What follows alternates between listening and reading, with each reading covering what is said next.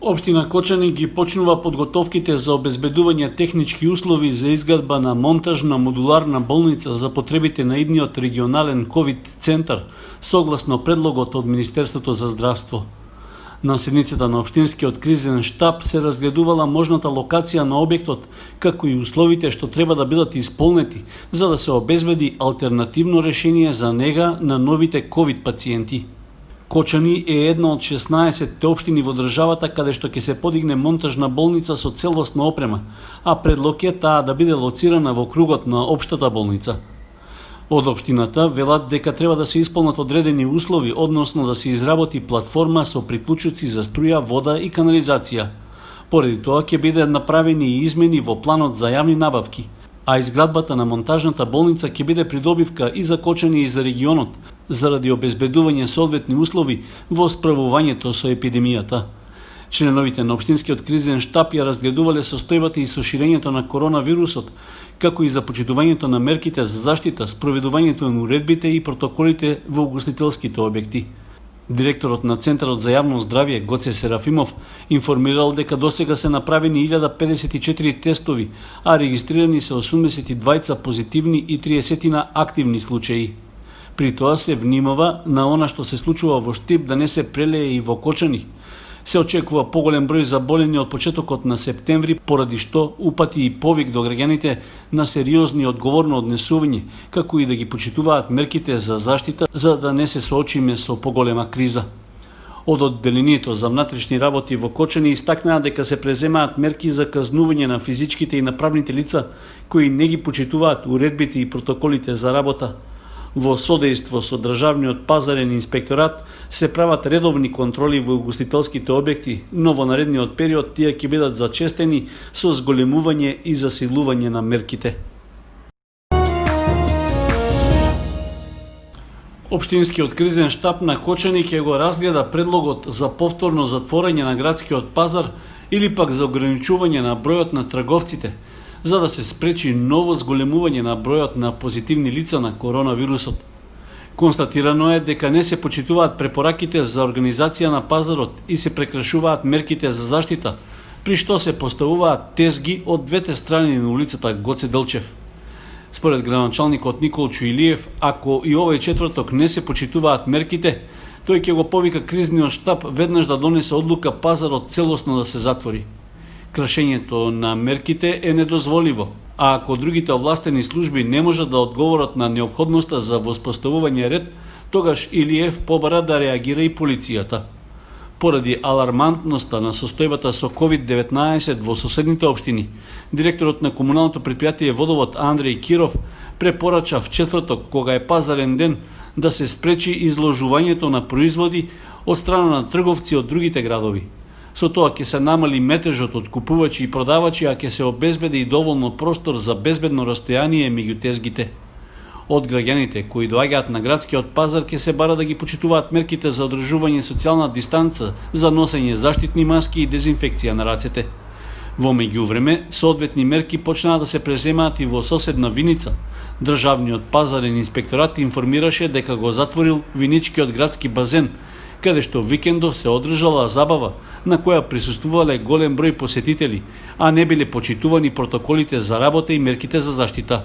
Од Државниот пазарен инспекторат потврдија дека базенот во Виница ќе биде затворен во наредните 10 дена, а против сопствениците е поднесена соодветна пријава.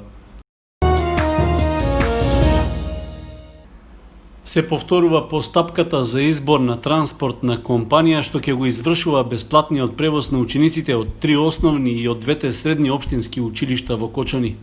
Причина за повторувањето е што Државната комисија за жалби го поништила првиот јавен тендер, што беше објавен во средината на јуни. Носител на набавката и овој пат е Средното општинско училиште Љупчо Сантов, а проценетата вредност на услугата за превоз изнесува околу 11,5 милиони денари, што е за околу 20% повисока во однос на претходните години. Со јавниот тендер треба да се обезбеди бесплатен превоз до и од училиштата за 986 ученика, што е за околу 200 ученици повеќе во однос на лани. Еден дел од нив, односно нешто повеќе од 340, ќе користат бесплатен градски превоз, затоа што од нивниот дом до училиштето оддалеченоста е поголема од 2 километри за основците, односно 2,5 километри за средношколците. Другите ученици се од селските населби, како и од Делчево, Берово, Виница и останатите помали општини во регионот. Според јавно достапните информации, со бесплатен превоз ќе бидат опфатени учениците од основните училишта Свети Кирил и Методи, Никола Карев и Крстемир Сирков, како и од двете средни кочански училишта. И покрај обемноста на постапката и бројот на учениците, објавена е заедничка, односно групна тендерска постапка во чија техничка спецификација е разграничено во кое училиште колков број ученици и на кои релации ќе се превезуваат. На заинтересираните понудувачи им е оставен доволен период за учество на тендерот, како и за евентуални жалби во врска со постапката. Крајниот рок за доставување на пријавите е до 29 јули, што значи дека ако нема забелешки или жалби на новата постапка, до почетокот на септември треба да биде познато кој ќе ја дава услугата за бесплатен превоз на основците и средношколците во општина Кочани. Со оглед на специфичниот период од годината, кога поради високите дневни температури зголемена е опасноста од појава на пожари на отворен простор, особено во шумските појаси, јавното претпријатие Национални шуми излезе со јавен видео апел до граѓаните да придонесат за заштитата на природните ресурси и за личната и колективна безбедност.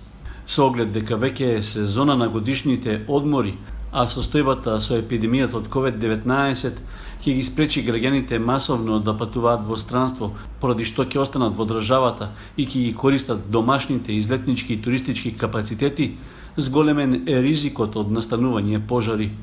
Во јавниот повик од јавното претпријатие Национални шуми се вели дека веќе 3 децении шумските пожари во нашата држава се доминантен ризик што најсериозно го загрозува здравето на граѓаните и неповратно го уништува шумскиот потенцијал. Тоа придонесува и за големи финансиски штети за сите, но и за тешка деградација на природата и животната средина. Статистичките податоци на јавното претпријатие покажуваат дека за само 2 децении во пожар изгореле вкупно 190.000 хектари шуми, што е околу 7,5% од вкупната територија на државата, односно 19% од вкупната површина под шума. За 99% од пожарите главен причинител е човечкиот фактор, а санирањето на последиците е исклучително скапо, за што се потребни неколку децении. И покрај опремените и обучени тимови за интервенции на терен за гасење на шумски пожари, сепак јавното претпријатие Национални шуми не е во состојба секогаш ефикасно и навремено да интервенира, особено поради специфичната конфигурација на теренот. Под мотото во партнерство со природата, од јавното претпријатие Национални шуми упатуваат повик до граѓаните заеднички да помогнат во заштитата на шумите од пожари. При тоа се подсетува на минатогодишниот пример со пожарот на падините на Осоговските планини, кога кај селата Бели и Лешки изгореа над 150 хектари со шума. Со финансиска и техничка поддршка од општина Кочани и од комуналното претпријатие Водовод, Центарот за култура, комуникација и едукација на ромите Светла Идина, преку локалната акциона група за застапување организираше еколошка акција. При тоа се расчистуваше дивата депонија во околината на фабриката за вода. Претседателката на Сдруженијето Светла Идина, Мануела Сеидова, упати благодарност до локалното население кое помогна акцијата, како и на членовите на локалната акциона група. Исто така се заблагодари и до општина Кочани и комуналното претпријатие Водовод, кои со механизација учествуваа во акцијата. Таа истакна дека сите граѓани заслужуваат здрава животна средина, а посебно ромските деца. Еколошката активност се спроведе во рамки на проектната акција Локална акциона група за застапување механизам за вклучување на ромската заедница. Проектот е поддржан од Европската унија. Стручниот штаб на Кочанскиот второлигаш Осогово продолжува со дополнување на екипата со нови фудбалери пред почетокот на првенството. Според официјалната информација од клубот, постигнат е договор на жолто-сините да им се приклучи и 22-годишниот лев бек Глигор Дончев. Тој во редовите на Осогово доаѓа по втор пат како позаемен играч од прволигашот Академија Пандев од Струмица. Во текот на минатогодишното првенство, Дончев исто така играше за нашиот тим, но поради прекинот на сезоната со епидемијата од COVID-19 немаше многу можности да го покаже своето фудбалско знаење. Во меѓувреме му истече и договорот за позајмување, па мораше да се врати во матичниот клуб, каде ги почна подготовките. Претходно за екипата на Осогово договори подпишаа и Илија Далчевски од Лабуништа, Димитар Иванов од Пелистер и Слагјан Митевски од Силекс. Од раководството на клубот најавуваат дека во завршна фаза се преговорите со уште двајца фудбалери, кои во следните денови се очекува да бидат промовирани како нови засилувања. Слично на Кочанскиот, зајакнување на играчкиот кадар прави и виничкиот второлигаш Слога 1934. На екипата веќе и се приклучил напаѓачот Антонио Бујчевски, кој доаѓа од тимот на битолски Пелистер. Тој е првото засилување за виничани, а претходно настапувал за Трепча, Силекс, Металург, Ренова, Вардар и Евромилк. Од стручниот штаб на второлигашот од Виница најавуваат дека наскоро екипата ќе биде надополнета со уште неколкумина фудбалери, а закажани се и контролни пријателски надпревари со Силекс, Росоман, Плачковица, Ѓорче Петров, Прилепска Победа и Кадино.